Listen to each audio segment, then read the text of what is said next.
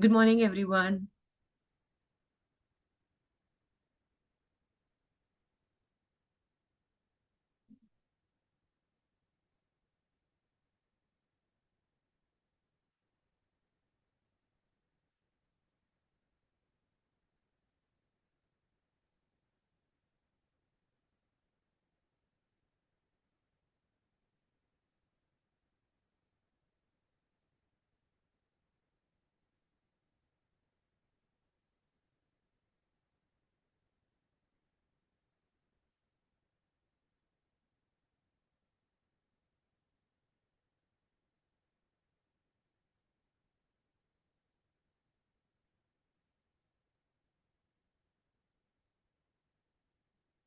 Good morning, everyone. Welcome to CSEET classes by Excel Academy. I am CS Hiral K. Lakhana, and I will be taking you through the subject of business communication for CSEET. It is so nice to see you all having joined the classes. If we are good to go, we will be starting the classes right away. So I would like to give you a quick introduction and set the context since today being the first class of business communication. Now we all know the restructured syllabus has three subjective papers and one OMR based papers, right? Earlier it was OMR based papers only. So the approach in learning is going to change. The way we learn the subject is going to change, right? And to support this, we at CSEET have two programs that are there in your support. Starting the first one being the CSEET Mentorship Program 2026. Now, with the change in syllabus and with the change in the pattern of the exams, we understand that there might be a lot of questions that the students must be having, a lot of doubt that the students must be having, right? So what we do is we offer a mentorship program specifically for this new syllabus, which will start in the which will be for the month of June 2026 CSEET exams. So in this particular program, what we will have is one-to-one personal mentorship. You will be given writing practice now that three of these subjects are descriptive. You will also be given weekly tests with correction to make sure that whatever you are writing, whatever writing practice is being given, you are thorough with that. Then you will also have mock exam with corrections to make you more confident with the whole of the syllabus. And of course, our CS Swati Sharma ma'am, she will also be conducting group mentorship sessions. So if you want to join the CSEET mentorship program, please contact on the number that is being displayed on the screen. Moving to the next important setup that we have, it is the WhatsApp group. So this group is where all of the important communications with respect to any classes, with respect to any notes or materials that are available for you to study will be available. Please join this WhatsApp group to stay updated. The link will be in the description box for this particular classes that we have, the live classes that we have. If we are good to go, we will start with the classes now. I hope that is okay.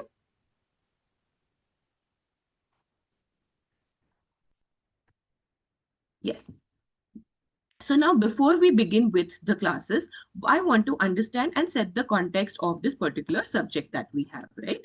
So when we say CSEET business communication, this is not only a subject that needs to be by-hearted from an exam point of view and we need to give an exam, right? Why is it so important? You all, as future company secretaries, it is very important to have all of your communication skills up to the mark, right? Any say communications, any legal draftings that you have to do, we need to make sure that we are through and thorough with our communication. And specifically this subject is designed to help you out with that. So we will be starting off with basic English and its grammar, and as we proceed further we will be understanding more and more nuances that exist in the business communication world. Now, business communication classes will take place every Monday to Friday from 9 a.m. to 11 a.m. I would request you all to be please be in class by 9 a.m. sharp. If there are any questions, please feel free to drop them in the chat box that is there as a part of this live. Our base material for studying this particular subject will be the ICSI module, and wherever revision notes are required, we will be taking you through the revision notes as well. I hope we are comfortable with this setting. And having said this, let's begin with the class. All right. So the first chapter that we have as a part of this particular subject is English grammar and its usage. Now, when we say business communication, in the business world, it is very important that we know English and the right way to use English, right? So now, let's begin with the first chapter. So we have English grammar and its usage. So now when we speak of grammar, what is grammar? What do you think is grammar? So grammar is the rules of any particular language. So now if we are speaking of English, we have English grammar. And to begin with, let's understand this. Grammar and its usage. So grammar is the set of rules followed in any particular language, right? It could be any language. Today we are specifically talking about the English language, and it could be any language that we are talking about, right? Yeah, set of rules. Now, it defines how words are used both in writing as well as speaking. So like I was mentioning, as a company secretary, it becomes very important to be thorough with both drafting as well as spoken language. The language that is used while writing any particular document is different from the language that is used while communicating with a person.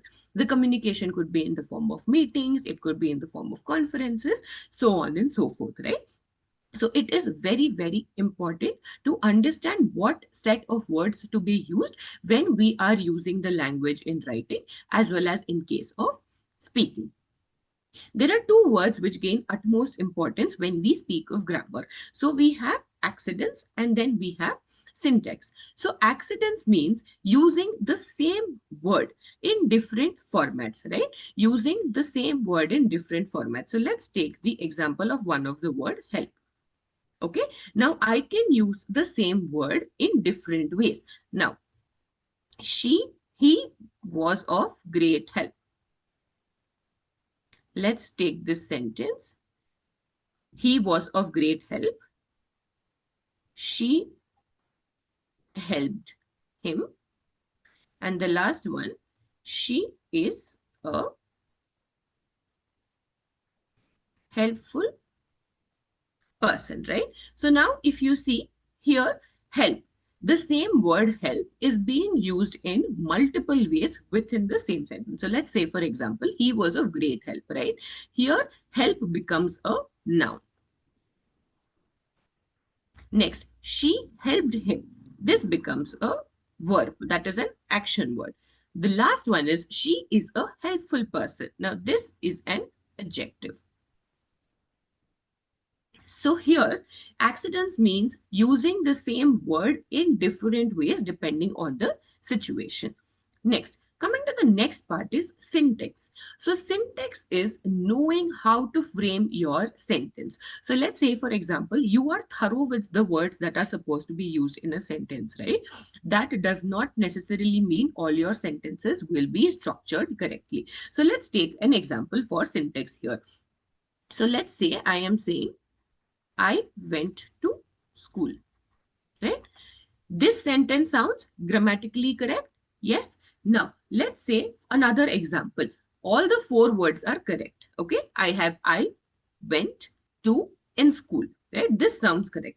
Now, if I rearrange the same words, okay.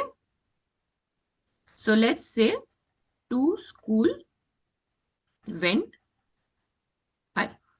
Now, here, although all the four words are correct, although all the four words are related to the sentence, the syntax is not right, and that's why the sentence does not sound correct. Here is where syntax becomes an important part of your sentences. That is, in spite of knowing the right words, it becomes very, very important for you to know the syntax of the sentence to make sure that you are conveying your thought and communicating your intention correctly. So I hope we are through with the understanding of grammar and its usage as to why grammar becomes very important in any particular language, specifically here in English, because we are learning business communication in English. I hope we are clear with this. If there are any doubts, please feel free to drop them in the chat box below and I will address them right away. Are we good to go ahead?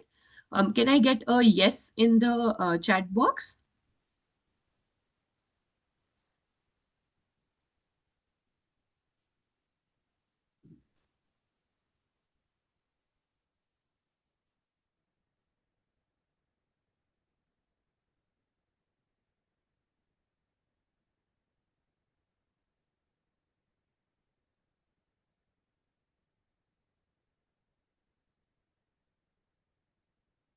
Okay, let us proceed further. So now, coming back to the ICSI module, let's go and understand the same in detail. So now we have the first chapter here. Yes. Okay, so we did understand that English grammar follows a set of rules, right? Broadly speaking, the part of grammar concerned with changes in the form of words by internal modification or by affixation is known as accidents, right? So that is the how you are using a particular word comes into the way of accidents, and how you are arranging your sentence is known as syntax, right? Now, let's say, for example, we have, so in our module, we have used an example of contradiction. So let's say contradiction is a noun in general, right? Now, it can be changed into different parts of speech. Do not worry, we will be taking in parts of speech in detail in this chapter itself, right? So now, if you say contradict, it becomes a verb. And if you say contradictory, it becomes an adjective. So just how we took the example of help, we also have the example of contradict given here. So the same word contradict can be used as a noun in the form of contradiction. It can be used in the form of verb, that is in the form of contradict. And last one is an adjective, that is your contradictory, right? Now, good dictionaries give all the changes to the root word undergo. So if you open any dictionary for that matter, for the same word, it gives you the different forms that can be used, right? Now, let's look at more examples, right? Now, let's see here. The next example is beat. So we have the word beat. Let's see how it is used in different sentences as different parts of the speech, right? So now, the angry mob was beating the thief mercilessly. So here you can see beating is used here and this is an action word, right? So if you see here, beat is an action word or a verb. The beat of the drum sent people into a frenzy. So here the beat is used as the subject or the noun. The beat generation has its own ethics, right? It is an adjective. So you are using the word beat to describe a set of people, right? So who are beat generation? Young people with unconventional dress and behavior, right?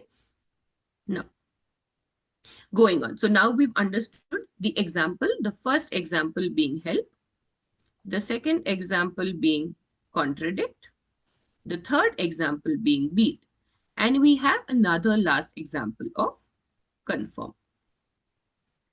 Right? So let's understand the example of confirm, right? We received confirmation of the order in writing yesterday. So here, if you see, confirmation is a noun. The party confirmed the receipt of the consignment. That is, something has happened. What has happened? Confirmation has happened. He is a confirmed defaulter. So defaulter is the noun here. Confirmed is the adjective that is used to describe the noun. So now I hope we've understood what is grammar. It is a set of rules, right? Then the two major concepts in grammar that we have: accidents, that is using the same word in different manners as different parts of the speech, and second one being syntax, that is to make sure that the words that we are using are arranged in the correct manner so as to convey the right meaning of the sentence. So I hope we are clear with this. Let's move forward to the next topic. Here comes the main topic of your English grammar, that is parts of the speech, right? So now in English, we have 8 main parts of the speech. And in today's class, we will be going through each of these parts in detail, understand what they are, and if there are any specific types of these part of speech, we will also be understanding them. Just to add on here, for the first few classes, the initial classes, we will focus entirely on concept understanding and going through the module of the syllabus. Revision, written practice will come once we have completed the understanding and conceptualizing of the syllabus. So the first classes will focus entirely on understanding the syllabus. I hope we are clear with it. Yes, coming to parts of the speech. So, in the eighth part of the speech, the first and the primary one is the noun. So, noun is nothing but a naming word. So, naming word, it can name a person, it can name a place, right? It can either name a person, it can either name a place, or it can either name a thing. All right. So let's say, for example, in a person, we are taking the example of a girl. Girl becomes a noun, right? Let's say school. School becomes the place. And then let's say, for example, phone. Phone becomes a thing, right? So noun is nothing but a naming word. And here, naming word could be what? What are we naming using a noun? We are naming a person, we are naming a place, and we are naming a thing, right? Now, I can further go and be specific with the name here. So let's take, for example, my name here. So in girl, we have Hiral. In school, let's say we take a miscellaneous ABC school. And in phone, let's say we take a Samsung or any phone for that matter, right? So now here what is happening is that I have given a generic noun here. And here I have given a specific noun here, right? So girl is the generic version, Hiral is the specific version here. Similarly, school is the generic version, ABC school is the exact name that you have given to the school. Then we have phone, which is generic, and Samsung, which is specific. So I hope that we are clear with the meaning of nouns, right? Now, to bifurcate these, we have three parts, 1, 2, and 3. Common noun, the one that we just spoke about, right? Girl, school, phone. These are all common nouns. That is, it is a default name that is being set here, right? Next becomes a collective noun. So collective noun is nothing but a collection of common nouns.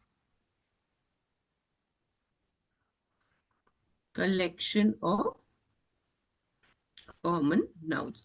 So this could be team, team of players, or as given in the example here, deck of cards.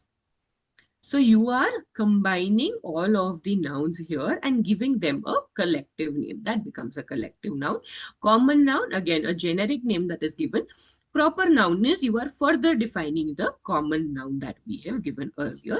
So I hope we are clear with the first and primary part of the speech, that is nouns. Right? All right. Next, moving to the next figure of speech.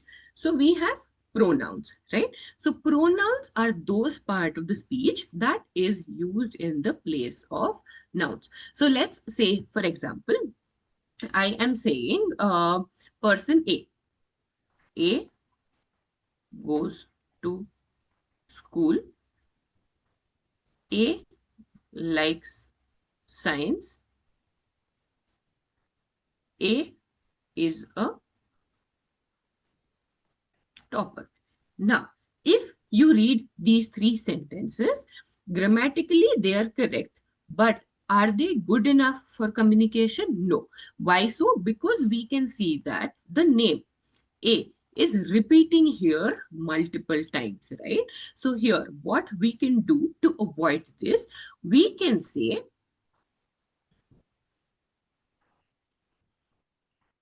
A goes to school. She likes science. She is a topper. So what did we do here? We have the noun A, which is a proper noun. Okay, we are saying she likes science. So instead of A, we have replaced that with she, right? So she becomes the pronoun here. All right, she becomes the pronoun. So what has happened? We have A in the first sentence as it is in the same manner that it was there previously. Now, instead of again bringing up A like science, what we are doing, we are saying she likes science. So we have replaced A with she, which becomes a pronoun. And this kind of pronouns are known as personal pronouns, where it is indicating to a particular person. All right, I hope we are clear with this. Again, we are saying instead of A is a topper, we are saying she is a topper. Right? So now we have personal pronouns, right? It could be he, she, we, they. All of these are personal pronouns, right? Second one becomes relative pronouns. So we have examples like who, whom, which are relative pronouns. So let's say, for example, let's take an example. We can say she is the classmate. She helped me. Yeah. Here, although the words used are correct, we can make the sentence better by using a relative pronoun. Now, we can say she is the classmate who helped me. Right? Who helped me. So what did we use here? We replaced she again here with who, and this who becomes a relative pronoun. Are we clear? So personal pronoun, the examples are she, he, we, they. Relative pronouns, it is who, whom. So here we have an example saying she is the classmate who helped me. So who becomes a relative pronoun here. I hope we are clear with this. Last one being possessive pronouns. So let's say, for example, there is a pen, right? I want to say this particular pen is mine. So mine becomes a pronoun. The car belongs to them, right? It is showing whom the car belongs to. So in this manner, possessive pronouns help us understand the possession of a particular object, right? So we spoke about the pen is mine, and then we spoke about the car, saying the car belongs to them. I hope we are clear with pronouns. Yeah. So far we've understood nouns, which is a naming word. Three types of nouns that we had. We had our common noun, we had our collective noun, and we had our proper noun. And the next one was pronoun, which is used in place of nouns. In that, again, we had three types, which is your personal pronoun, relative pronoun, and possessive pronoun. I hope we are clear with this. Moving on to the next part of the speech. So we have adjective as the next part of the speech. It is used to describe a person, animal, place, or thing. Nouns are used to name these things, right? Person, animal, place, or thing. Whereas adjective is used to describe them, or it is to tell the number or quantity. So let's take an example. Let's say he is a student, right? Okay, so student is what? Student is a noun. He becomes a pronoun, correct? Now, to this sentence, if we were to add an adjective, it becomes he is a brilliant student. Right? The addition of the word brilliant makes this an adjective. That is, you are describing this person as a student, and the word that you are using to describe is brilliant. Right? I hope we are clear with adjective. So adjective is the describing word which describes your noun. Okay, here the word that we are using is brilliant. Okay, now, it could also tell the number or quantity of a particular thing. All right. So let's say, for example, there is a quarterly meeting schedule. Okay. So we know meeting is our noun here. Okay. Quarterly. What does quarterly mean? 4 times. right? 4 times in a year. So let's say in this example, we are intending to say that in 1 year, there are going to be 4 meetings that are scheduled. So to describe the word four, we are using quarterly, right? Or let's say, for example, this is a six-faced die. All right, so the die has 6 faces. So that six-faced becomes your adjective. Okay, or one more. So there is another type wherein you join the adjective using a hyphen. All right, so let's take an example of well versed. Say he or she is well versed with economics. Okay, so well versed becomes an adjective, and this is a type of adjective that is joined by a hyphen. All right, I hope we are clear with this. So now we have adjective. Noun is used to name a person, animal, place, or thing, whereas adjective is used to describe a person, place, animal, or thing, or it could also mean to quantify a particular noun. I hope we are clear with this. So now, after adjective, so far we have noun, we have pronoun, and then we have adjective. So the next part of the speech is verb, right? Verb is nothing but an action word. Okay, noun is a naming word, pronoun is used in place of a noun, adjective is a describing word, verb is an action word, right? So let's take for example, there is a quarterly meeting scheduled. So in this example, we had quarterly, which was the adjective, right? Meeting, which was the noun, and then now we have this particular word scheduled, which becomes the verb. So what has happened to the meeting? The meeting has gotten scheduled. So schedule become verb. Okay. Let's take another example here. He goes to ABC school. Okay. So we have ABC school, which is a proper noun.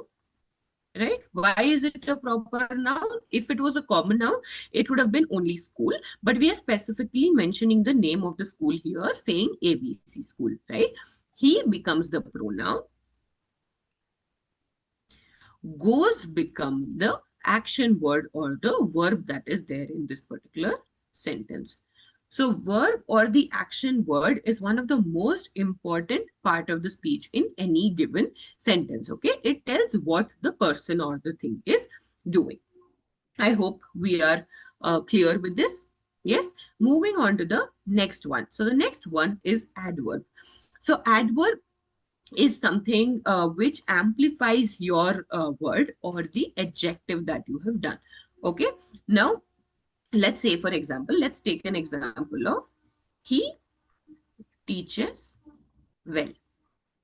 Okay, in this case, he becomes our noun, right? Teaches becomes our action word or our verb, right? And well becomes the adjective, right? So here, he is the noun, teaches becomes the verb, and well becomes the adjective, correct?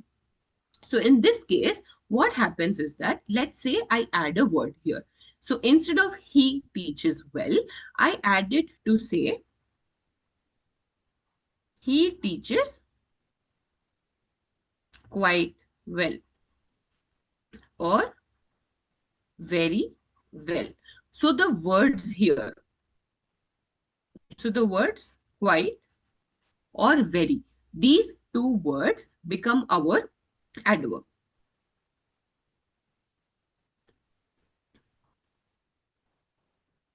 Okay, now adverb is exactly what amplifies your word. Okay, it adds enhancement to the word that is there. This sentence sounds perfectly fine, which says he teaches well. Now, if I want to amplify his teaching, right? If I want to say how good his teaching is, I can go a step ahead and add an adverb here and make it he teaches quite well or he teaches very well, right? So this way we are going to ensure that we are placing enough emphasis on the adverb part of it, right? I hope you are clear with all of this, right? So we have noun, which is our naming word. We have pronoun, which is our word we use in place of a noun. Adjective is describing word. Verb is your action word. adverb is used to modify or amplify the meaning of a particular part of the speech. All right. Most likely it is for adjectives, but it also amplifies your other part of the speeches as well. Right. So now moving on to the next one, we have the next part of the speech, which is a preposition. Now, to understand it in simpler terms, your answer is right there in the word itself. So we have preposition right here. So it indicates the position of a particular object. Now it can be literal position or it could show the relationship as well, right? Now let's say, for example, place before a noun to show its relationship in terms of time, place, etc. So when we are speaking of place, position can be used, right? So now here we have an example which says the space above the room houses the conference facility. So here you can say that we are talking about the space. Where is the space? The space is above the room, right?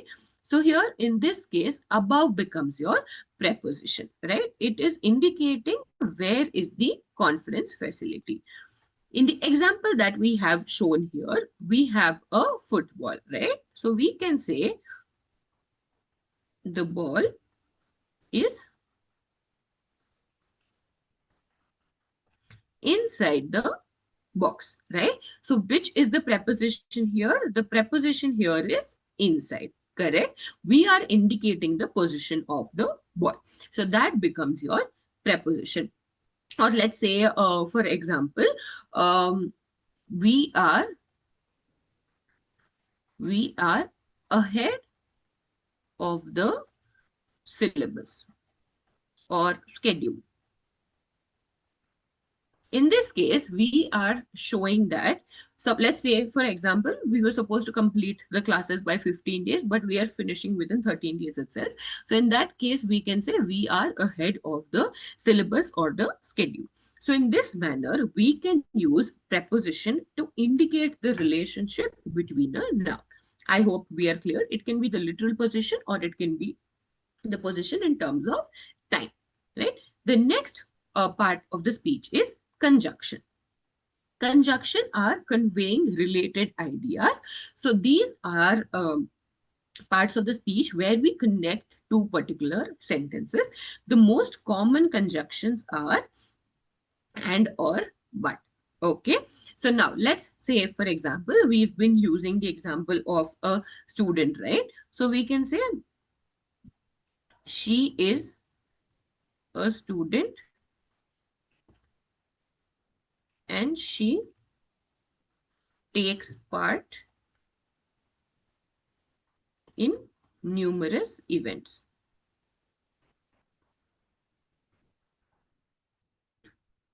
Okay, so now here we have two sentences here.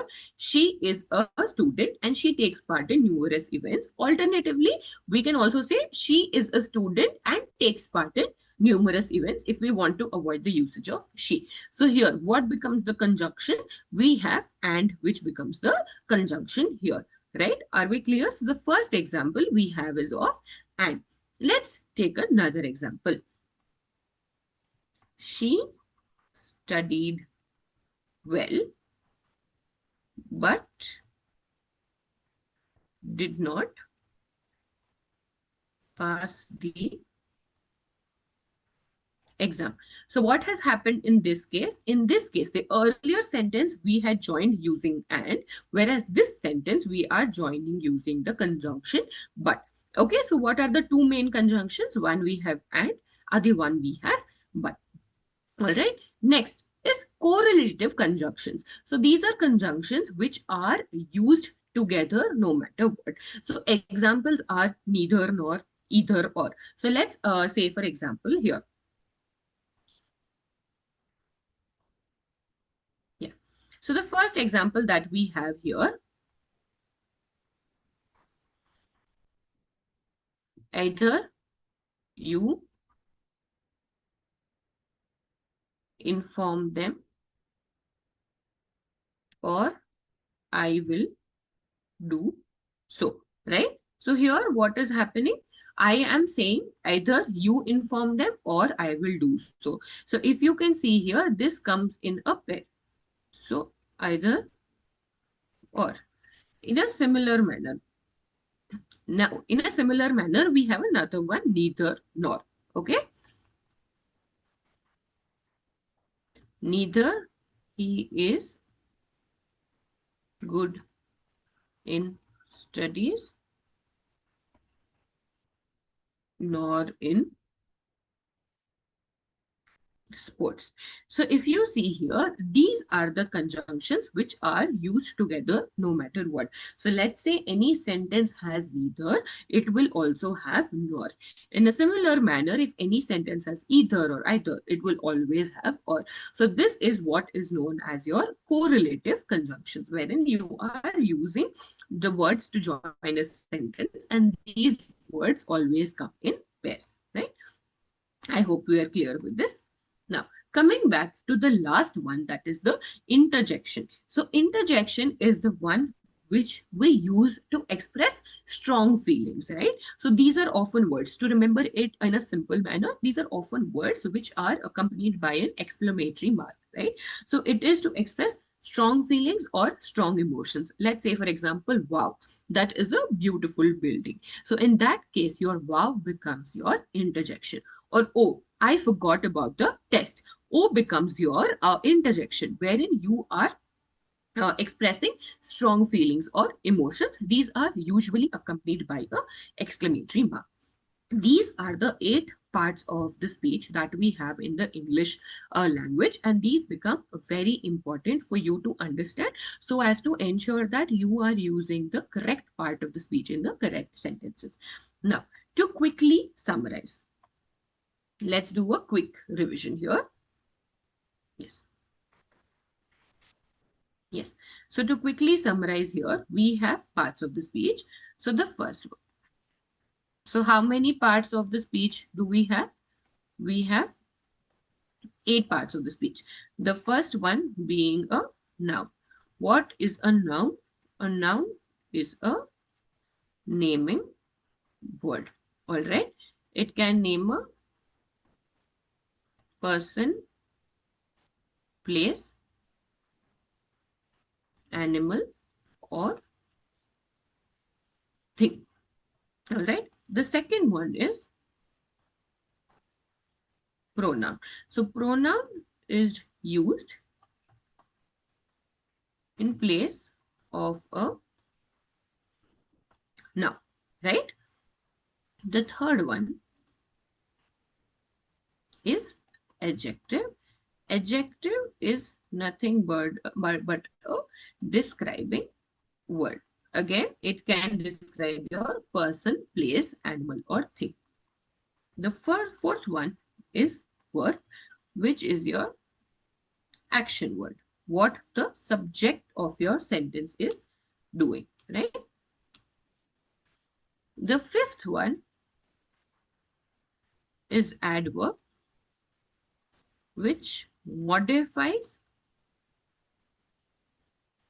or amplifies the meaning of any part of speech.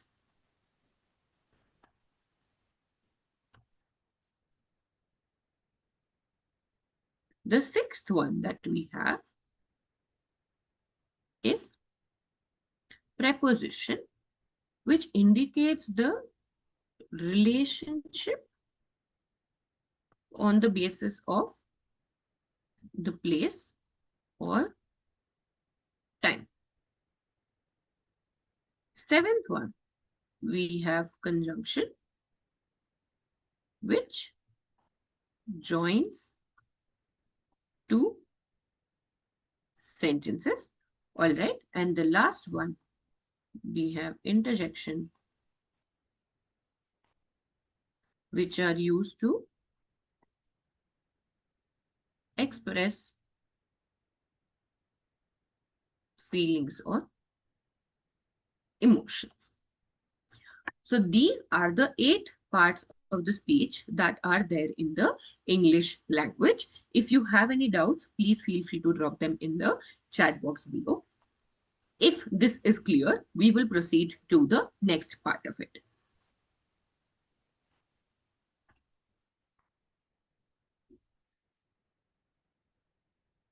Okay, before we proceed to the next topic, let's quickly go to the ICSI module to see if we've understood the 8 parts of the speech thoroughly, right? If there are any examples there, we will also be discussing 2 examples there to make sure that we are not skipping any part of the syllabus.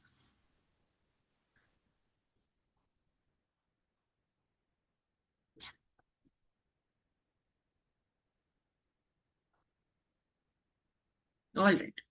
So coming to the parts of speech in English. So we have the 8 parts which we've already discussed here. So quick revision. Noun is a naming word. So here, let's take the examples and see how many parts of the speech can we identify here. Rahul took the dog to the park, right? So Rahul is a noun, right? Took is the verb, that is the action word. Dog and park, these two again becomes noun. Am I right? So are we getting to understand the difference between the different parts of the speech in a particular given sentence? Yeah. The next one is the car makes a lot of noise, right? Makes a lot. Lot of is adjective where you are saying how much noise is it making, right? Now, in a similar manner, noun is the name of the person, which is Rahul. What type of noun this is? It is a proper noun. Then we have a specific animal here, we have a place, and we have a thing or a car. Moving ahead, we have kinds of nouns. So we've discussed both the kinds, common and proper noun. We have a few examples of common noun here, which is bank, shop, or market. If I go ahead to name the bank or the shop or the market, it becomes a proper noun. And then we also have collective nouns, right? Batch, company. So I am saying my first batch of cupcakes got sold out immediately. The company, I enjoy the company that we had, right? This particular university. All of these are collective nouns to indicate a group of common nouns.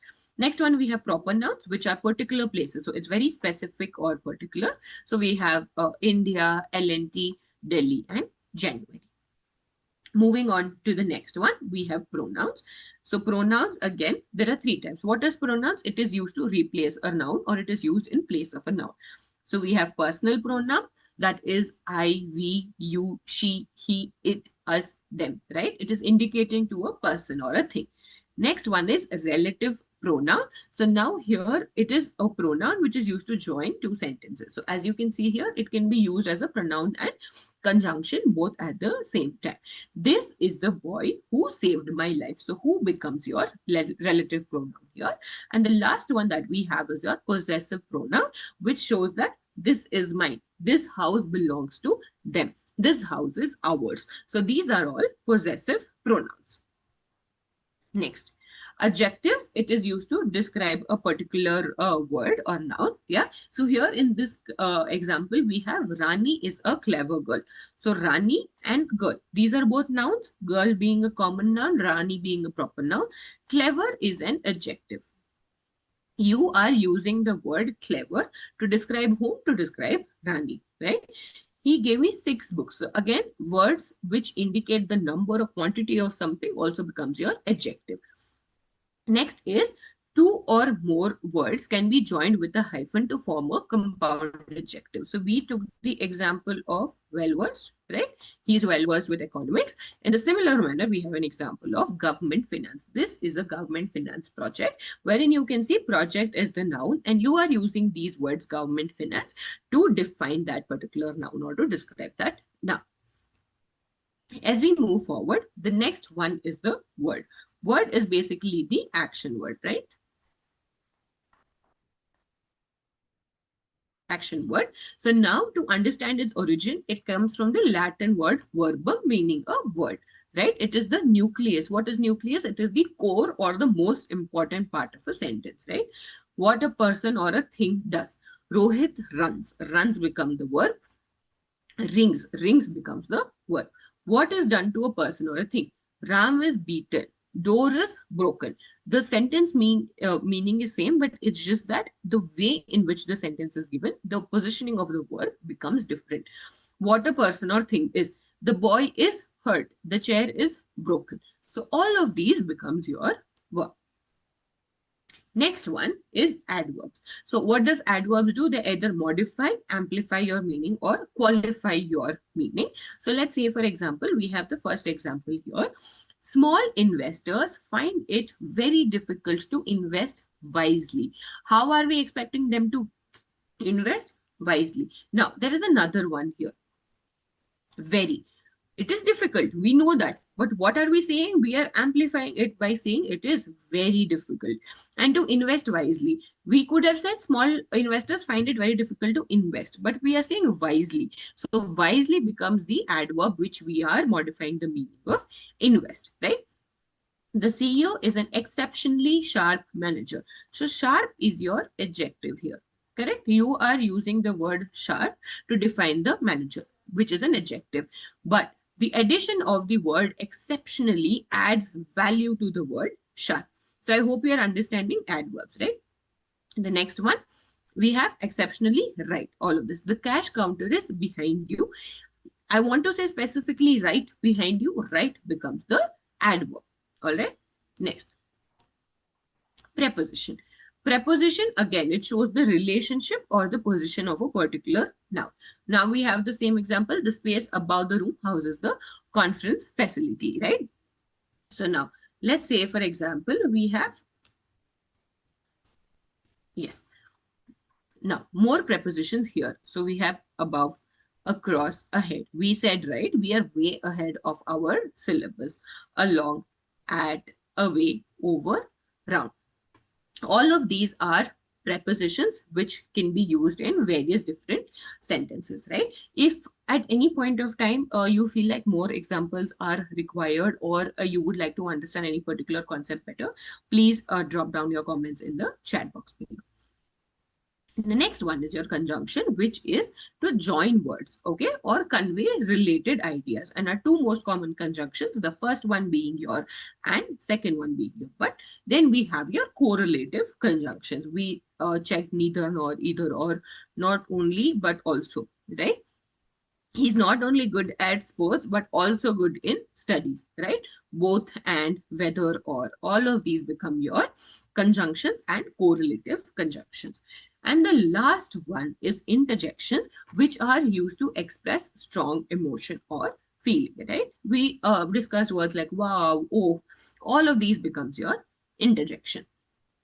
Now we are through with the 8 parts of the speech. We've understood its meaning. We've done a quick revision, and we've also gone through the module to make sure that we've understood it.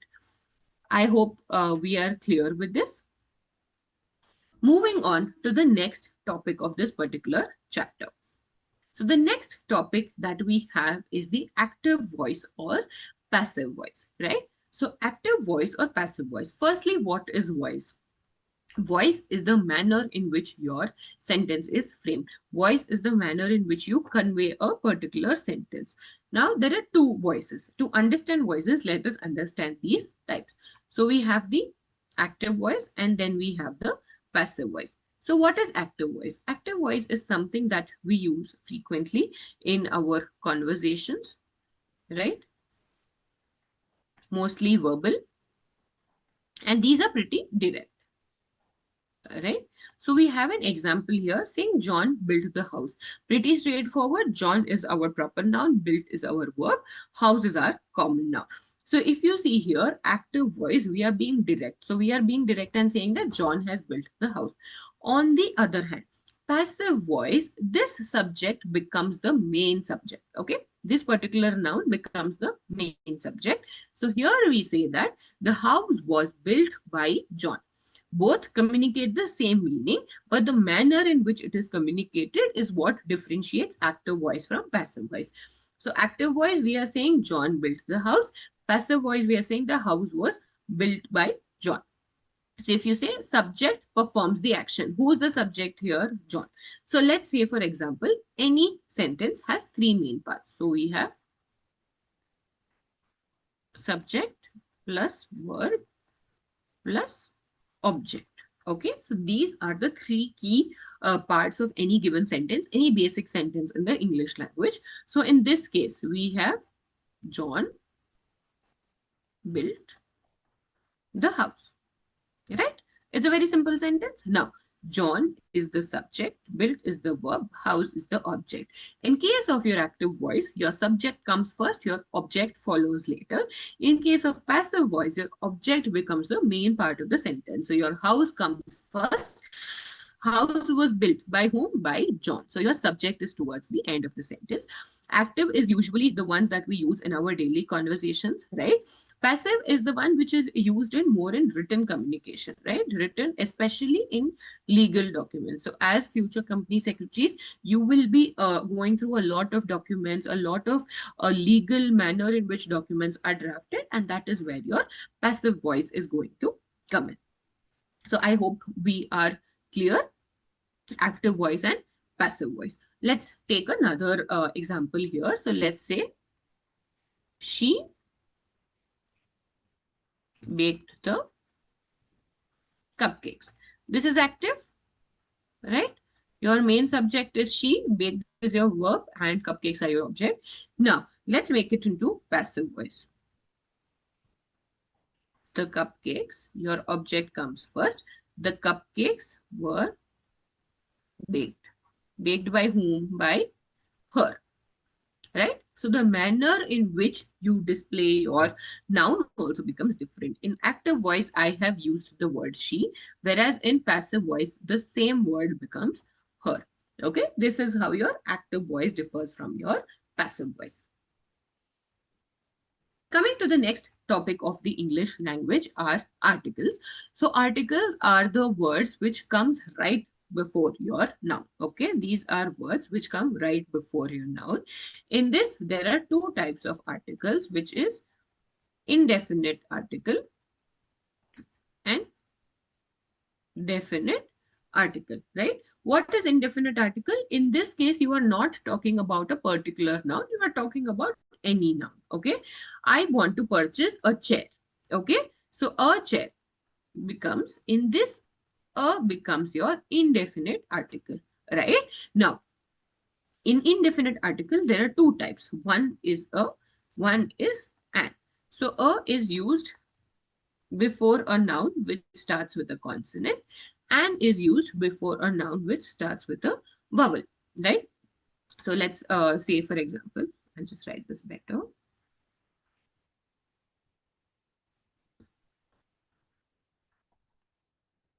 Okay, an is used before a vowel. So let's say here a chair because C is your consonant, or I can say an umbrella, right? So you see how the indefinite article that we used changed. Now here when I am saying I want to buy a chair, I want to buy an umbrella, it could be any chair or umbrella that I am talking about, right?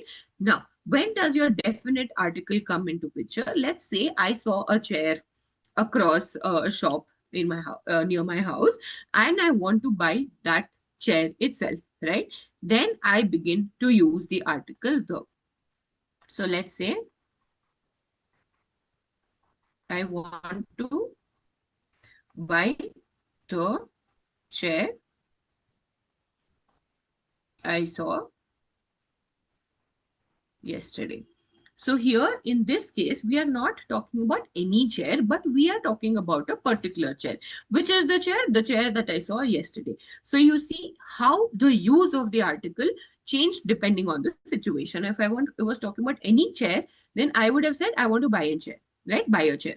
Now, if I know which chair exactly do I want to buy, then I will mention the word the.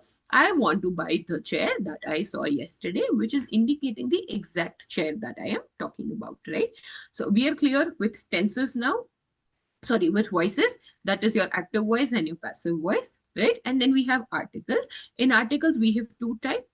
Indefinite article, definite article. In indefinite, again, we have two, a and an. A is used before a consonant, and is used before a vowel. And definite article, there is only one definite article, which is the, if you are using it to describe a particular object or a thing. I hope we are clear with this. Yes. Now we come to tenses. Okay, tenses basically indicates the time at which your action was taken, right? The time at which your action was taken. I could have done it today. I could have done it yesterday. I could be doing it tomorrow, right? So to simply understand, there are three basic tenses. Okay, so we have present tense,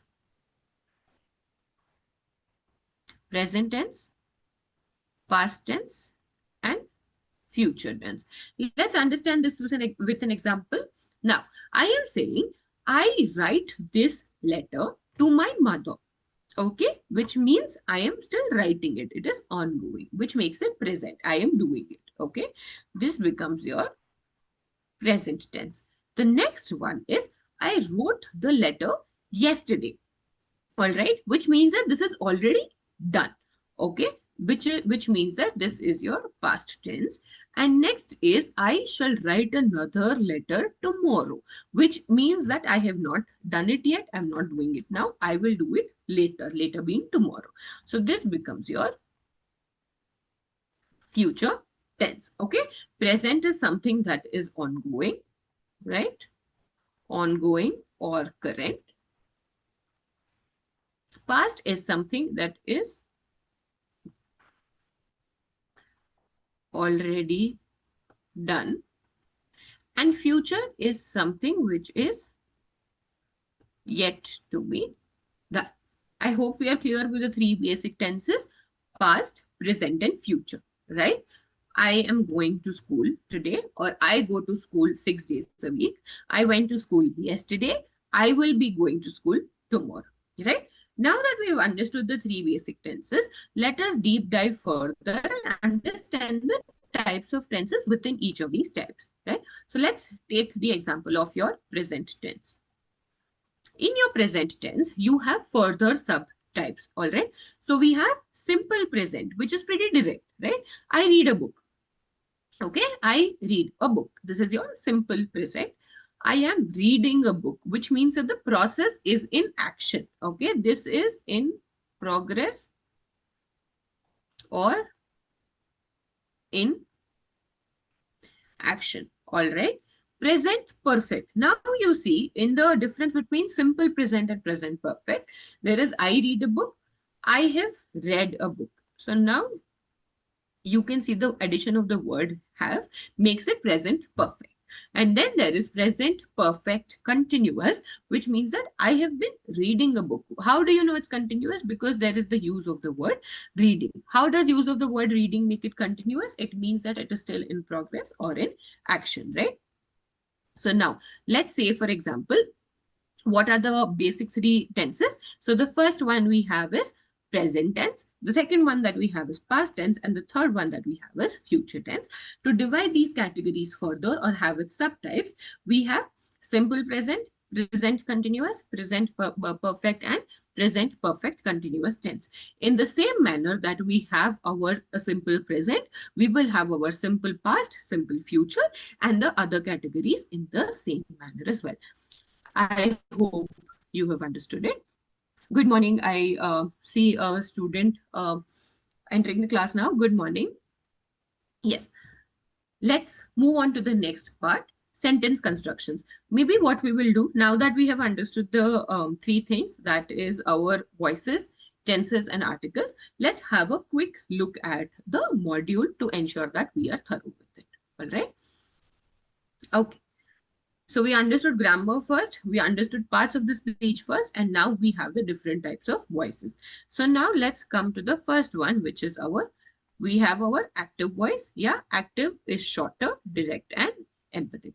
Now, please place the order within 60 days of the receipt of the quotation, right? Now it is pretty direct. All right. Yeah. Next is passive voice. So passive voice is suitable, but in what cases? Like I was mentioning, drafting legal formalities. Okay, so let's say follow the traffic rules while driving. Okay, I am being pretty direct here, saying you need to follow the traffic rules while driving.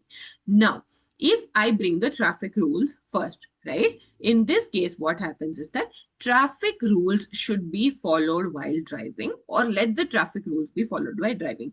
Now, in what cases does this become helpful? Where there is no identifiable subject. Now, let's say in this example, I am not addressing it to you, to me, or to a friend of mine, or to a particular person. What am I doing? I am adding this in general, saying follow the traffic rules while driving. This is not expressed to a particular person, right? So in this case, you can make this a passive voice saying the traffic rules should be followed while driving. That's how it makes the language more formal, the language more legal, right? So I hope we are clear with the voices. That is your active voice and your passive voice. Moving on to the next part of articles. So we have these three words. So we have a and the, which are called articles, and they come before nouns, right? We have indefinite article wherein I am saying a doctor, right? It could be any doctor. I'm not talking about a particular doctor, okay? Let's say I say, this is the doctor I used to visit. This is the doctor. So I know I'm talking about a specific person when I am mentioning the word before doctor, right? So now, indefinite article is used before singular countable noun. A car, an apple, a table, right? Definite article is used before singular countable noun, plural as well, and uncountable nouns as well. The milk, the pen, the idea, right? Now, idea is something that you cannot count. Here you will use the word the. Now, again, we have an, okay, and where is it used? Where it begins with a vowel sound, okay, and it becomes very important to know that it is a vowel sound. All right, now let's say, for example, how does it make a difference? We took the example of umbrella. It begins with a vowel, correct. Now let's take the example of apple. It begins with the word a, correct. Where the tricky part comes in is wherein there are words that begin with consonant but have a vowel sound. Let's take here, there is an example of honest, right? Honest, we have H-O-N. Naturally, you're going to think this will start with a honest man, but it is an honest man because in this word, your H is silent. Okay, there is H in silent and there is a O sound that it starts with. There is a O sound that it starts with, and that's why your honest is preceded by an. I hope we are clear here. Yeah, there are other examples of youth. Youth, again, even though it starts with Y, the sound that you have is U sound. Okay, ear for that matter. All right, I hope we are clear with articles. In articles, we have two types. We have indefinite, definite. Indefinite, a and an. A is the one which begins used before nouns that begin with consonants. And is the one which begins with vowel or even words having vowel sounds. I hope we are clear with this. Okay, so now usage is basically how you are going to use the language, right? Now, let's take an example here. It is me is also grammatically correct. It is I is also grammatically correct. It depends on how you are going to use it, right? So it all depends. The situation that you are going to use in the practice that is being followed, that's where your usage is dependent on. And the next one is tenses. So we have three tenses: past, present, future. In this, we have four different types, right? Which we just saw here. So let's say these are the same examples that we took. I write this letter to my mother. I wrote it yesterday. I will be writing it tomorrow, right? Now, we have your different types. So we have simple, continuous, perfect, perfect, continuous, right? The same example that we are using here. I read a book. I am reading a book. I have read a book and I have been reading a book. So these are all examples and subtypes of your present tense. Now coming to your types of past tense. Okay, now I am saying I jumped from the window, which is simple past. I was jumping from the window. How do we know it's continuous? The action is still in progress. So it is jumped versus jumping. Okay, do we see the difference here? Jumped makes it simple. Jumping makes it continuous. Simple, jumping makes it continuous. Are we clear? Yes. And then in simple, we say I have written a letter or I shall be writing the letter tomorrow. In the same case, in perfect and case of past, we will say I had jumped from the window. Your simple sentence is I jumped from the window. Your perfect past sentence is I had jumped from the window, right? And perfect past continuous is I had been jumping from the window. Had makes it perfect, jumping makes it continuous. All right. And then the last one is your future tense, which says that I shall or I will jump. I will be jumping. I will have jumped tomorrow or I will have been jumping tomorrow. All right. So that is what your tenses are about. It indicates your action at what time your particular action was taken. If it is current, it is present. If it is already done, it is past. And if it is going to happen later point of time, it becomes your future tense. With this, we have covered our first few topics of the chapter. Before we proceed to the next topic, I would like to give you a 2 minute break, 2 to 3 minutes break, because we've moved past 1 hour of our class today. So meanwhile, if there are any questions, please feel free to drop them in the chat box. We will resume in the next 2 to 3 minutes or so. Thank you.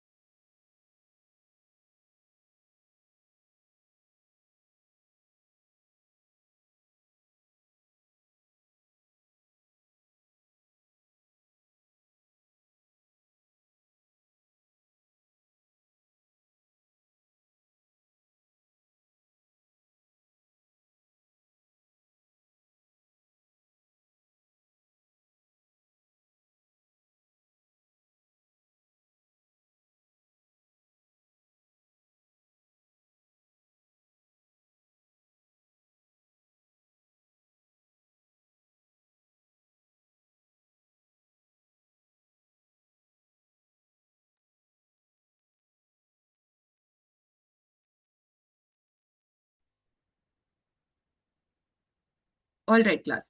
I hope that quick break was useful. So now let's continue and begin with the next topic of English grammar and its usage, right? So we saw voices, active and passive voice. Then we saw our articles, and then we saw the three different types of tenses that we have, right? Next. Yes.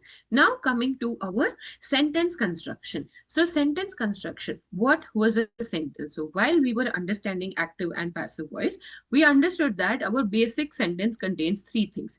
That is the subject, the verb, and the object, right? So what exactly is a sentence, right? So it is a group of words that completes the intention that we want to communicate, right? So now sentence can be of four different types, okay? Sentence can be to express a statement. It can be a statement sentence where we are saying that, let's see the example here. The government has decided to disinvest its stake in Air India. We are just making a plain statement, not asking any questions, not commanding to do anything, right? The next one becomes a question sentence. So a question sentence, as clearly indicated here, would this step enable them to turn this particular PSU around? We are posing a question to the opposite person, right? In the first case, we were just making a statement. In the second case, we are asking a question. Third type is we are making a command. Okay, bring about a change in ownership. Ensure that your classes are completed by 11 a.m. These are all commands. Okay, and what a way to bridge the fiscal deficit. This is a expression, right? Similar to how you have your interjection in your parts of speech, we have a type of sentence which is expression, right? To show your expression. What a way to bridge the physical deficit. So these are the four types in which you can use your sentence, right? What is a sentence? It is a group of words. And what are the four types of sentences that we have seen here? We've seen a statement, we've seen a question, we've seen a command, and here it's an expression. Okay, here is an expression. So moving on to next. Now we have types of sentences. So the first type of sentences is a clause. Okay, it is very basic group of words that form a sentence, has only a subject and a predicate. She went to school. Okay, she went to school is a clause. All right. Next one, simple. A sentence which has only one finite verb and one independent clause. Okay, one finite verb and one independent clause. She went to school to study. Okay, we have she went to school and she went to school to study. All right. Now let's note down these examples here. She went to school. This is a clause.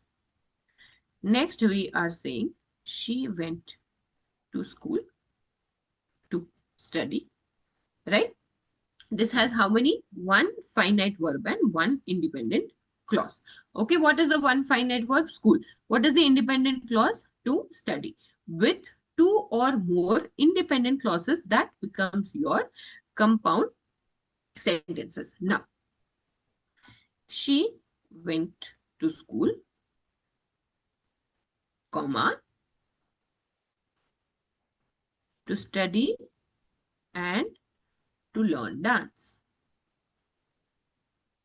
This becomes your compound sentence here. And complex is it has one dependent clause and at least one independent and one dependent clause. Okay. So let's say, for example, she went to the hospital but received no treatment. You can see receive treatment here is dependent on the fact that she went to the hospital. Why did she go to the hospital? To receive the treatment, right? So now going to the hospital is your independent clause and to receive treatment is your dependent clause. So now if you can see here, there are four types of sentences. Clause is very simple. It is just a group of words which form a sentence, right? Simple sentences, one finite word, one independent clause, right? Which is our independent clause? To study. Compound becomes two or more independent clause. In this case, it is to study as well as to learn dance. In complex, we have one dependent and one independent and one dependent clause as well. Independent clauses, her going to the hospital. Dependent clauses, receiving no treatment. So these are the four different types of sentences. So what we understood in the earlier slide, we saw that the sentence can be used to make a statement, to pose a question, to give a command, or to show expressions, right? And the four different types of sentences, we have clause, we have simple sentence, compound sentence, as well as your complex sentences. Now, we have sentence construction, right? We have different types of sentence constructions. So the first two types are loose sentence constructions and periodic sentence constructions. And the next two types are shorter as well as longer sentences. Now, to understand simply, let's start with shorter and longer. Now, these, as the name indicates, these are your short sentences, few words, not a lot of conjunctions in place, right? Thank you for the order. The goods will be sent soon. The duplicate copy of the bill is enclosed. So if you can see here, these sentences each have one subject or object and one verb that it forms a part of it. On the other hand, if you see longer sentences, right? Longer sentences, we have an example saying the conference opens on the 10th of June in Shimla. Okay, so we have one verb here. We have, sorry, one noun here. We have one verb here, again a noun. Okay, and then a preposition and again a noun. So you see there are multiple parts of the speech that are forming a part of longer sentences. Next is more than 200 company secretaries will take part. All right, more than 200 is an adjective. Company secretaries is a noun, and will take part is your verb. The purpose is to deliberate on the new merits of Companies Act and propose your amendments, right? Are we clear? Right. Now, when you come to loose or periodic, loose are the ones which are used in our daily conversations, right? Which are used in our daily conversations. So let's take example here. The RBI intervened in the forex market as there were strong rumors about an intense speculative activity caused by the spurt in imports. So you see here, these are all pretty direct, a direct way of talking. Whereas when you see periodic, as there were strong rumors about an intense speculative activity caused by the spurt in imports, the RBI intervened in the forex market. Here, our subject was right in the beginning. The RBI was right in the beginning. But as you see in periodic, these are similar to that of your active and passive voice, but a much more detailed manner. Here, what we said, what has happened? RBI has intervened in the forex market. Why? Because there was a spurt in imports, right? So in loose sentence, you focus on the fact that RBI intervened first. Whereas in periodic, you focus on the fact that because there were rumors, RBI intervened. So this is how your sentence constructions became very important. So if you see, the both the sentences here are to convey the same exact meaning. How does it make a difference? This loose sentences sound more casual and direct, whereas periodic sentences sound more formal and appropriate to be used in written communication. Shorter and longer sentences, as the name suggests, indicates the length of the sentences that you are using. Longer sentences usually have multiple parts of speech. I hope we are clear with sentence construction, right? Next is your paragraph construction. So now that we've understood sentence construction, different types of sentence, and what are the sentences used for, let's understand paragraph construction. So in paragraph construction, what happens? There is one main clause that exists, okay, clause or sentence that exists, and the following sentences are all dependent on this, okay. So first there is a main sentence, and then the following sentences are the dependent ones. Are we clear? So let's take the examples here. Many employees now work from home. All right. So this becomes your main sentence. Okay. What is your main sentence? That many employees now work from home. Whatever follows this is dependent on this. So now what we have here, many employees now work from home. They save commuting time and can maintain a better work-life balance. So whom are we talking about? They. Who is they? The many employees. Which part of the speech is they? It is a pronoun. Are we right? It is a pronoun. They save commuting time and can maintain a better work-life balance. Companies also reduce office expenses. Therefore, work from home has become a preferred mode of working. So we are very clear here saying what is the initial main guiding sentence that many employees now work from home, and the following sentences are dependent on the main sentence that is there here. So this way we can understand sentence construction and paragraph construction. Before we move to the next topic of prefixes and suffixes, let's quickly go through the module for these two topics, right? Yes. Now, sentence construction, you have various purpose of this sentences, the four purposes that we studied earlier to make a statement very generic, all right? Next one is to pose a question, to give a command, and to make an exclamation or give a particular expression, right? So these are the four purposes in which you use a sentence. Now, subject. The part which names the person or the thing we are talking about is the subject of the sentence, whereas the predicate, the last part which tells something about the subject is called predicate. So let's say, for example, Rahul goes to school. Rahul becomes the subject, goes to school becomes the predicate because the predicate explains what Rahul is doing, right? Next, we have the concept of phrase. Okay. Phrase is a group of word which neither has a finite word nor makes any sense by itself, right? So phrase is something which is like a combination of 2 to 3 words, but it does not make any sense by itself. It needs to be added to a particular word, right? Now, in the same word, yes. So here there are two examples. Raj is a wealthy man and Raj is a man of great wealth, right? So here, if you can see in the first sentence, the word wealthy described the noun Raj. Now in the second sentence, we are saying great wealth. Okay. So if I just pose these two words saying great wealth, it is not going to make any sense. But if I am saying Raj is a man of great wealth, then great wealth becomes an adjective phrase.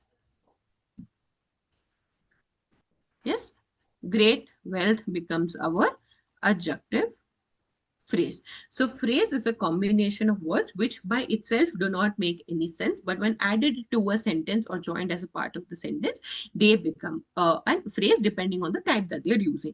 In this case, it is adjective phrase. There could be noun phrase or an adverb phrase as well. Right. So as we speak of adverb phrases, here are the next type of adverb phrases. Okay. Just as the work of an adjective is to done by a group of words called adjective phrase. Work of adverb is again done by a group of words called the adverb phrase. So we have two examples here. We say, and he answered rudely. He answered in a very rude manner. Now here, if you say very rude manner, combination of perfectly sensible words, but if I am saying very rude manner, that will not give any meaning to my sentence. I need to say he answered in a rude manner, right? First one is your adjective phrase. Second one is your verb phrase. Next one is your noun phrase. All right. My demat account has been closed. Okay. If I was saying demat account, it would have been a noun. But I'm saying my demat account, which, so if you see to win a prize, it perfectly makes sense, but it does not make sense in the form of a sentence unless you have added it to another combination of words.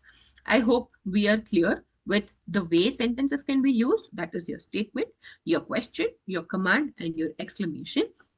Next one is your different types of phrases. Okay, phrases are sentences are your subject predicate. Different types of phrases. You have your adjective phrase, you have your noun phrase, and you have your adverb phrase. I hope we are clear with this.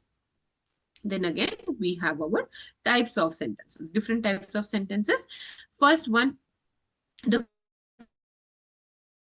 clause that makes good sense by itself and can stand by itself is called a principal or main clause. Okay, we have dependent or subordinate clause. Okay, so let's say we took that example of he studied although he couldn't pass, right?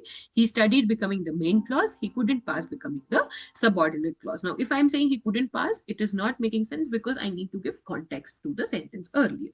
Now, the first type of sentence that we have here is known as simple sentence. Okay, simple sentence has one finite verb and one independent clause. Okay, next we have compound sentence where two or more independent clauses are there. Night come on and rain fell heavily and we all got very wet. All right. Complex sentence, one independent clause and one dependent clause. What example did we take there? That she went to the hospital yet received no treatment, right? In that, going to hospital is your independent clause, not receiving any treatment is your dependent clause. For example, the human brain never stops working until you stand up to speak in public. All right, human brain never stops working becomes your independent clause, and until you stand up in public becomes your dependent clause. So this is how you form different types of sentences. First one being clause, second one being your simple sentence, third one being your compound sentence, and the fourth one being your complex sentence, right? Clause, it just has a subject, a predicate. Sentence has one independent, so your simple sentence has one independent clause, your compound sentence has two or more independent clauses, and your complex sentence has one dependent clause and one independent clause, right? If you could just excuse me for a minute, please. I will just be back.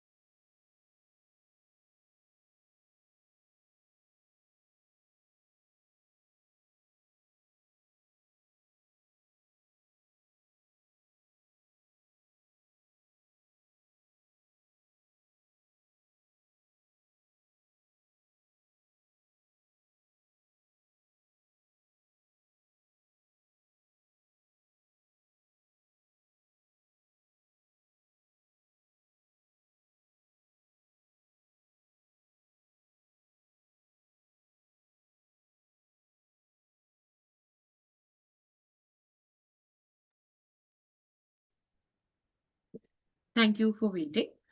So yes, continuing with our sentence construction. So now what we can see here is, yes, now there are various sentences can be constructed using different structures or patterns, right? So the simple sentence may have a noun or pronoun in the beginning, a verb in the middle, another noun. So we just saw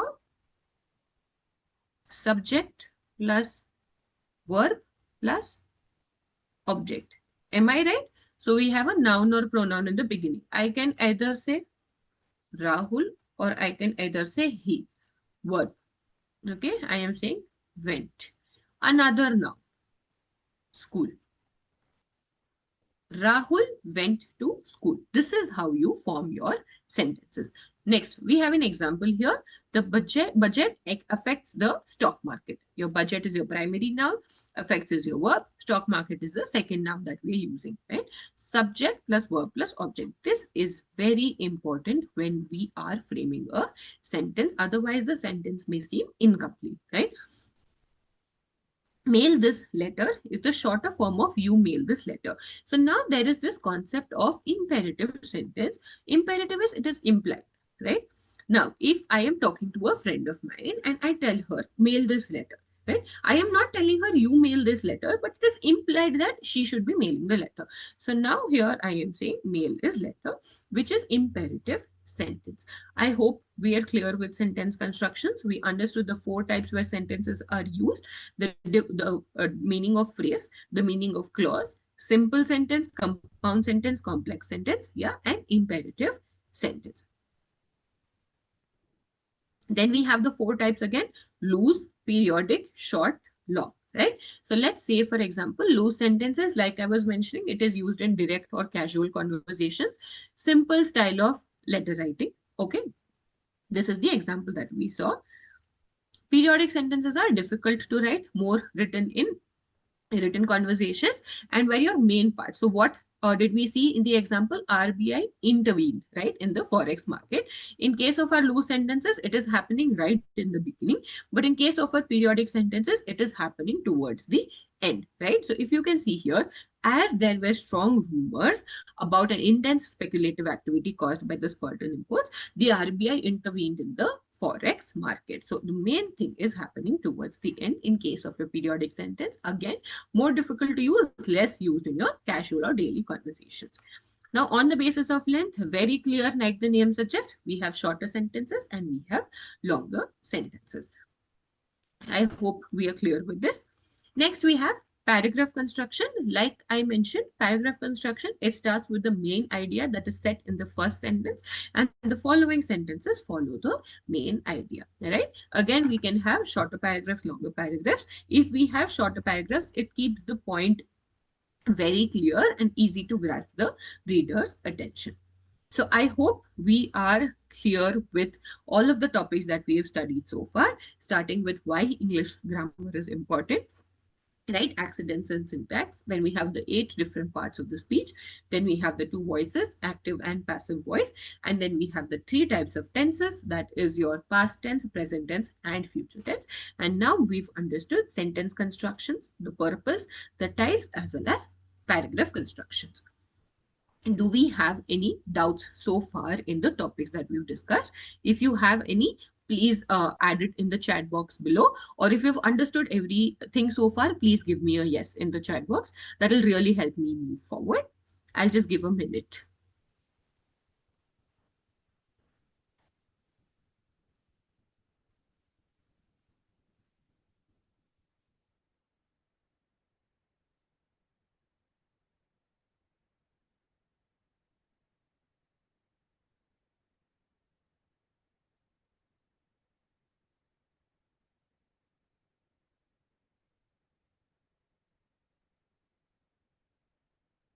Can I get a yes if you have understood everything so far in the chat box?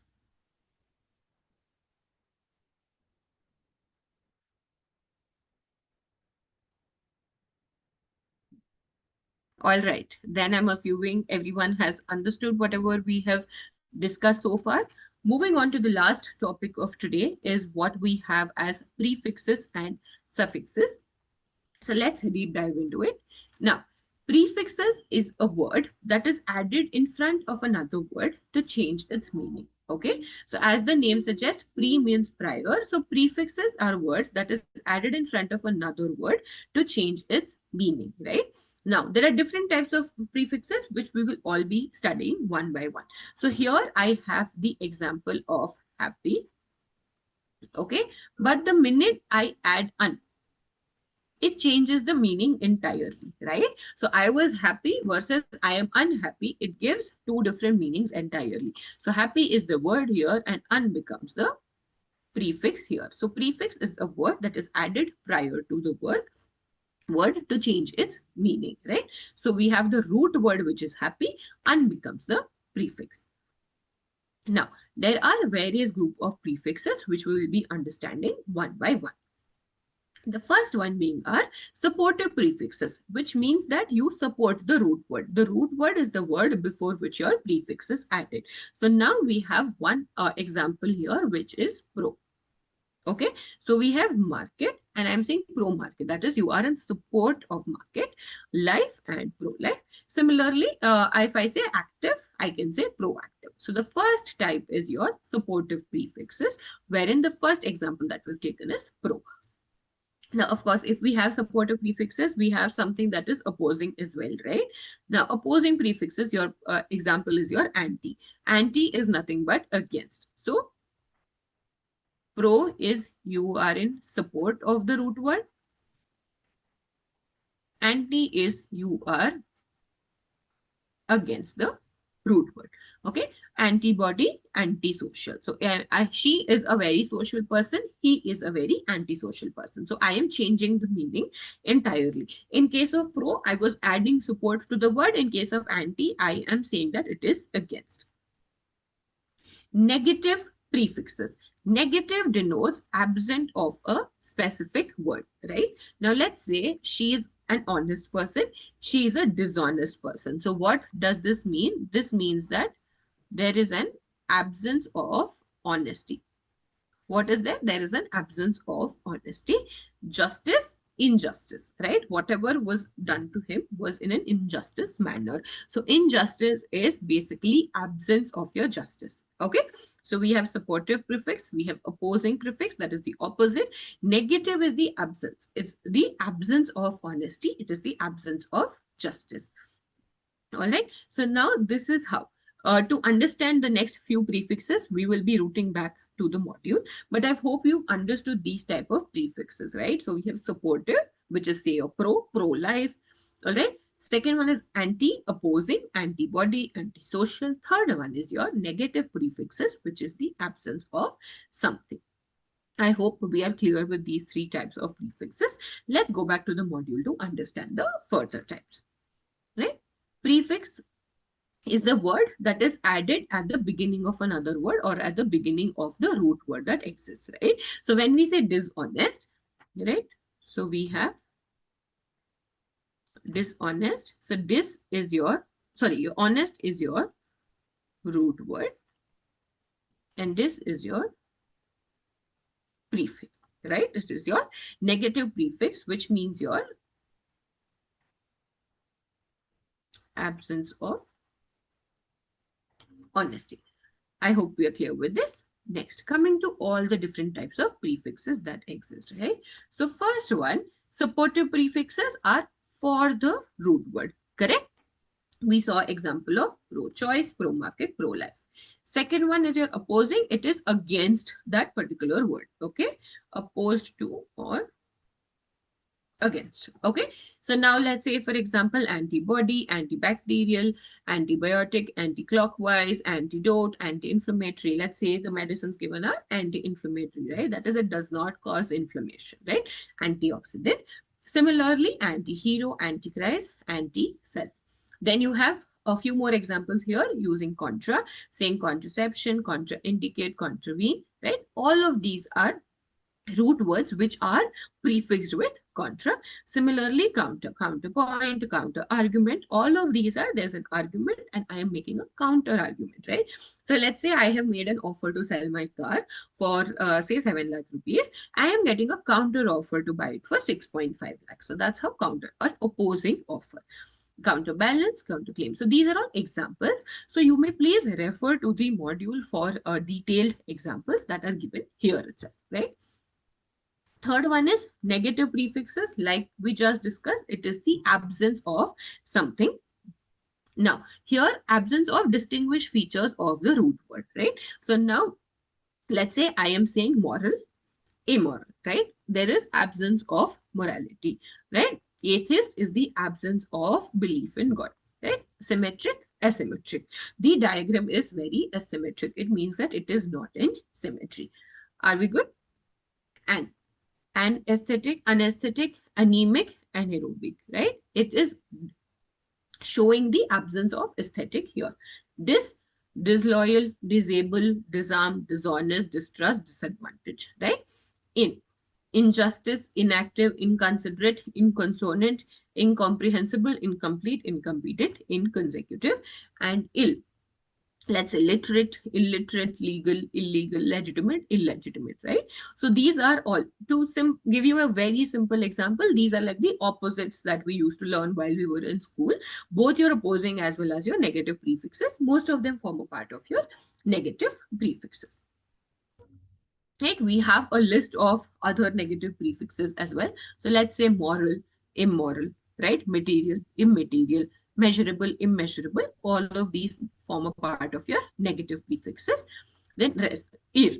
responsible, irresponsible, regular, irregular, redeemable, irredeemable, right? So you have all of these examples here, which give you a better understanding of negative prefixes. Now, next we have non. Most common one that you see here: stop, non-stop, expressive, non-expressive, right? Aggressive, non-aggressive, right? So these also have meanings in which they can use besides the ones they are specified on. So unproductive, unacademic, unselfish, unavoidable, right? So in this way you can understand that negative prefixes are prefixes that are added to denote the absence of something. Whenever you're writing answers, you can, instead of giving generic examples, give examples by indicating the prefix followed by the examples for that particular prefix. I hope we are clear so far. Okay, next, reversative prefixes. Okay, now what did negative prefixes hold? The absence of something, right? Reversative is basically reverse action, right? So let's say frost. Now, if I am adding defrost to this, it means that I'm defrosting the item that I had frosted earlier, right? So in this case, reversative prefixes, as the name suggests, it reverses the action that was done earlier, right? Reverses the meaning. So let's say criminalize, decriminalize. So certain actions in Companies Act, there were certain offenses which were criminalized, but later they were decriminalized. That is, they were not considered a civil fault, but sorry, not considered a criminal fault, but a civil fault, right? Deselect. Okay, whenever say you're shopping online, you select multiple filters, you are deselecting, which means you no longer want those filters to be selected. Untie, unscramble, unlock, right? Words we use in our everyday life. But now that we understand, how can you understand better? How can you remember better? Next time onwards, whenever you're reading, say, a post on Instagram, or whenever you're reading a news article, right? Try and understand the different types of words that are used, the different parts of speech that exist, right? Whether there are prefixes, suffixes, what is the tense being used, whether it is active voice, passive voice. That is how you remember the concepts better. Please remember, although you are studying this from an exam point of view, 100% pay attention to that, but also understand the fact that understanding these concepts will make you better at communication. And the minute you are better at communication, it builds your confidence in any given scenario. So please, while you are preparing for exams, also focus on the concepts and remembering the concepts beyond textbooks, right? Moving on to the next type of prefix, derivative prefix. Okay, derivative prefix are removing something or depriving something. Defrost again can be used as an example. It can also be used as an example for reversative prefix, right? So defrost is an example for both reversative as well as derivative prefix. I am removing something. So there was a bug in the software. I am debugging it. Okay, there was frost in my piece. I am defrosting it, right? So depending on whether you use frost as a noun or a verb, your prefix will change, right? Disarm, disillusion, disambiguate, right? And last one is your unleaded, unmark, unhouse, uncap, or uncover. So I hope you have understood the difference between reversative versus derivative. Okay, so reversative is reversing the action that was done earlier. Derivative is removing something. Okay, remove versus reverse. I hope we are clear with this. Moving on to the next part of it, pejorative prefixes, excuse me, are those that express content, disapproval, bad, or wrong, right? So now, pejorative prefixes, it's basically a notorious prefix that the minute you use this particular prefix, the word becomes notorious. So now, notorious is known for a bad thing, right? So if I am saying miscalculate, misgovern, misspell, it indicates wrongdoing. What does it indicate? Wrongdoing. She miscalculated the profits of the business. That means I have calculated profits, but I have calculated it wrongly. Are we clear with this? I have calculated the profits, but I have calculated it wrongly. Misapply, misbehave, misbelieve, so on and so forth, right? Places prefix indicates place or placing of things, situation or anything. So it's not literal place, but the situation. Most common one is what we used to use in school, extracurricular, right? So curriculum is the one syllabus that is given to you in school. Extracurricular is apart from your studies. What else are you taking part in, right? So it's adding on to the situation. So here extracurricular becomes a situation based place prefix. Are we clear here? Extracurricular. So it is not a place, but a situation-based place prefix. Okay. There are various examples here. We will go through a few of them here. If you require further explanation, please let me know in the chat box below. Right. So the first one being ante, antecedent, antecedent, ante. Okay. Prior to it, before it. Circum, around. Okay. Circumvent, circumnavigate, circumlocation. You can hear this word especially when you are navigating through Google Maps, right? Extra, beyond, outside, extra effort, extracurricular, extrasensory, extraordinary, right? These are words that we use in our daily conversations. Now, forefinger, forecourt, forearm, right? Forefront. So you know that it talks about the one in front of you or the one before you, right? In, ill, im, ir, right? Indoors, impatient, inside, in debt. So it indicates the position or situation of something. Those are your place prefixes. What is your pejorative prefix? Wrongdoing. Place prefix shows you the situation of something. So we have n number of examples for place prefix here. I would request you all to please go through them and let us know if there are any doubts here. Next, we have size prefixes. So as the name indicates, they emphasize on the size of a particular noun. So we have mega, megaphone, megastar, megalith, right? All of these show that these are extremely big. Okay, MIDI. You have MIDI computer, MIDI bus, yeah. Mini, again, your mini bus. All of these show the size of the root word that you are talking about. I hope we are clear with size prefixes. Time prefixes, okay? It shows the time. Let's say, for example, she is an ex-student, right? Means she was a student earlier, but she is no longer a student. She is an ex-student of this particular school. Similarly, antenatal, antedate, before this date. Then you have ex, which means former, right? Ex-wife, ex-president, ex-student. Then we have forenoon, foresee, forecast, right? Forecast. What is your weather forecast? It means that I am trying to identify what the weather is going to be prior to it happening itself. Neo. You have neoconservative, neoplasia. All of this means very new. Okay. After you have post, right? You let's say take the example of your post dated check, right? It means the check that is dated after it is issued, right? Prepay, pre-exist, all of this, and re is do it again.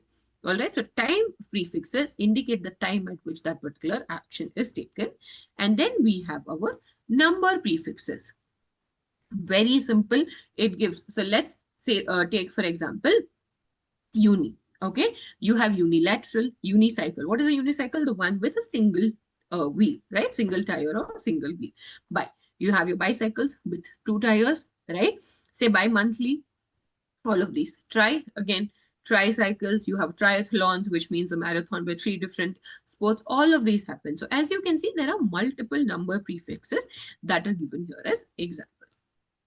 Then the last few that we have here is status prefixes. It indicates the status of a particular thing. So let's say we are co-partners in this business. She is the vice president of the council. So all of those are status prefixes. So we have co, we have vice. Now, class changing prefixes, changing the word class itself, right? So from one part of the speech to another part of the speech. Now, let's say, for example, which is a noun here, okay? But if I add be which, it becomes a verb.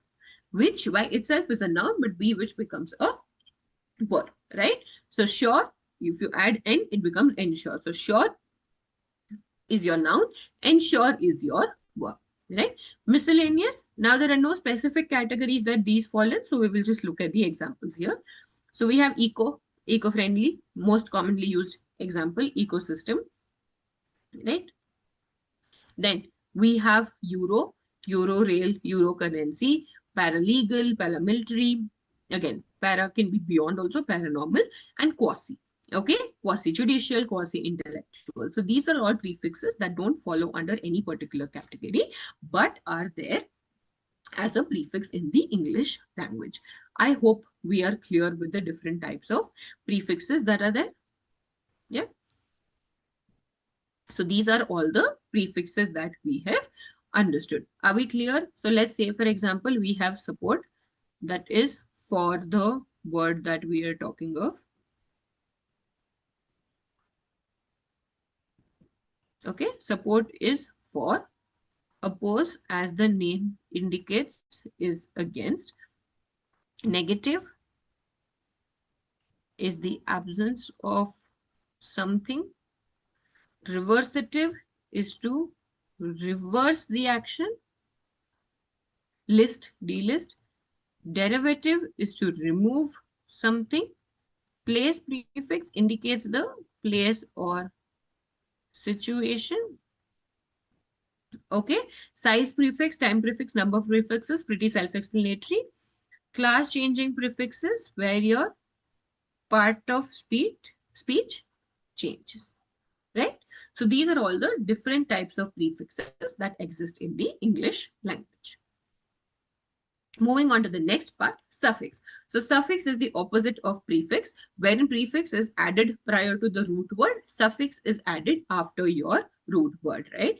So let's say, for example, here we have teach and right? So teach is what? It is a verb, right? To teach is a verb. Now, if I'm just adding the suffix er, it makes me a teacher, right? Which means teacher becomes a noun. So teach is a verb and teacher becomes a noun. Okay, so what is suffix? The er becomes your suffix. Er becomes your suffix. Okay, so a suffix is a word or a part of the word that is placed at the end of another word. Prefix is at the beginning, suffix is at the end. Okay, so to keep it simple, prefix is at the beginning and suffix is towards the end. Okay, the meaning of the suffix can help us understand the meaning of the word. So here er means the person who does an action. So if I am saying I'm a teacher, so I am the person who does the action or act of teaching. Right? Now, noun suffixes. What does noun suffix means? It means that it makes a particular word a noun. All right. So let's say, for example, arrange is a verb, but arrangement becomes a noun. Okay. Careless is an adjective, but carelessness becomes a noun. So what does noun suffix means? Those suffixes which upon being added to the word change the form of a word and turn it into a noun. Are we clear? Verb suffixes change the form of the word and make it verb. Modern. Okay, I'm saying she is a very modern person. So modern becomes an adjective, right? Now if I am saying modernize, that becomes a verb. So your nice becomes your verb suffix. Beauty, beautify. Your fy becomes your verb suffix. So this is how verb suffixes change the meaning of the word to make it a verb, right? Adjective suffixes, again, makes the word an adjective. If I am saying count, count is a verb, okay? He is counting the coins. Now, countable. The coins are not countable or the coins are uncountable, okay? So I am defining the coins here. Care, okay, care is a verb. But if I am saying careless, it becomes an adjective, okay? So very simple example, care is a verb. Careless is an adjective, right? Now, if I further go and add carelessness, this becomes a noun. Are we clear? So we have care, which is verb. I added less, which make it an adjective, and I added ness, which make careless a noun. So this is how you understand prefix and suffixes. So last one is your adverb suffixes, okay, which amplifies the word. What is an adverb? It amplifies or modifies the meaning. So if I'm saying clock, okay, clock is my noun, okay, clockwise. The group is moving clockwise. Okay, it amplifies the meaning of clock.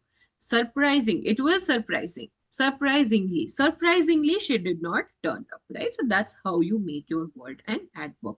So this is how suffix adds meaning to the word. We started off with the meaning of teach versus er, making you a teacher, right? Then we have noun suffix, adjective suffix, word suffix, and adverb suffix.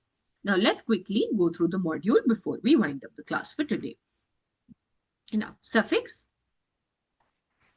Suffix is added at the end of the word, right? Are we clear? Prefix is added at the beginning of the word. Suffix is added at the end of the word. Now, group of suffix. We have noun, adjective, verb, and adverb suffixes, right? Now, let's again, the module gives you multiple examples here. Request you to please go through them and get back to us in case of any doubts, right? So now, we have SAT. Now, audacity, capacity. Okay, if you see the city, they are added as noun suffixes. And, okay, informant, arrogant. So, if you see, inform is a verb. Am I right? Inform is a verb. Adding and to it makes it a noun. That is your informant. Are we clear here? Next, AL. Betray, betrayal. Dismiss, dismissal. Defer, deferral. Okay, H. Now, again, spill, spillage. Home, homage. Okay, all of these words are turning your verbs into nouns. Okay, again, we would suggest please, whenever you're stating examples, don't state generic examples. Maybe state fewer groups, but in those groups, give multiple examples, right? Like if I am saying AL, add multiple examples to AL, right? So you have a list of examples here which are a part of your noun suffix. The next one is your verb suffix, right? Making the word a verb. What is verb? An action word. Now, fine. We saw the example of beautify, right? Purify, gratify, electrify, pacify, and personify, and ice. Okay, modernize. All of these are verb suffixes. Adjectives are the ones that make your word an adjective, right? Able, countable, uncountable, read, readable, right? All of these are able, profit, profitable. ALI, okay, accidental. Manager, managerial. Music, musical, right? Accident, accidental. Last one is full, powerful, careful, resentful, okay? Then you have less, where I'm saying care, careless, harm, harmless, flavor, flavorless. Oid, avoid, humanoid, all right? Some you can say meddlesome, like a tendency. Meddlesome, she is meddlesome. There's a tendency for her to meddle in other things. And why? If I'm saying mess, it's messy. It's fun, it's funny. Sleep, sleepy. She chooses a lot, or I mean, she takes time in choosing, or she is very choosy. And the last one being adverb suffixes, which changes or amplifies the meaning of your word, right? Ly. So if I'm saying amicable, amicably. Candid, candidly. Wise. Clockwise, notewise, anti-clockwise. So these are how your suffixes add meaning to the word or change its word depending on the type of suffixes that you are using. So I hope you have understood the entire topics that we have discussed today. For the modules, please reach out to us. For the revision notes, please reach out to us on WhatsApp and we will share the notes with you. Please keep your ICSI material as base and use the revision notes to get a thorough grip on all of the topics that we have studied today. To quickly just summarize, I'll just take you through the topics that we have discussed today, right? So first one, we spoke about English grammar. Am I right? The next one, we spoke about the parts of speech. How many parts of speech did we have? 8 parts of speech. Then we spoke about the voice, okay, active and passive voice. Then we spoke about tenses, three tenses plus four subparted tenses, the articles, definite article, indefinite article, a and the. All right. Then we saw sentence construction, where we saw it is used for 4 parts. That is your statement, question, command, explanation, and different types of sentences as well: loose, periodic, short, long. We understood the concept of clauses: simple sentence, compound sentence, complex sentence. And then we had